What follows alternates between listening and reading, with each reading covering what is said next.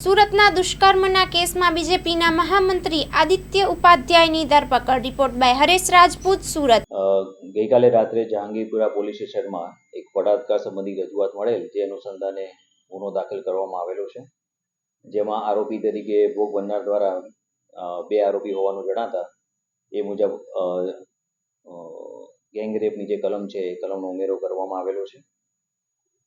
સદર બનાવમાં વિગત એવી છે કે જે આ ભોગ બનનાર છે એના બે પરિચિત મિત્રો છે અને એની સાથે એ ફરવા ગયેલી હતી અને ત્યાં એના કહેવા મુજબ એને નશાકારક પીણું આપી અને ભાનમાં નથી એ દરમિયાન એનો હોટલમાં સાથે લઈ જઈ અને વારાફરતી એના પર બળાત્કાર કરેલો છે એવી રજૂઆત મળેલી છે।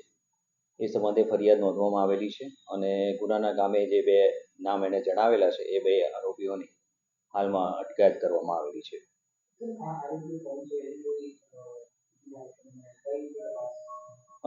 એમણે જે નામ આપેલા છે એમાં એક આદિત્ય નામ આપેલું છે અને બીજું એક ગૌરવ નામ આપેલું છે અને ફરિયાદીના જણાવ્યા મુજબ એની જે જ્યાં રહે છે એની આજુબાજુ જે એના રહેનારા એટલે પરિચિત વ્યક્તિઓ જ છે એવું એના જણાવ્યું છે।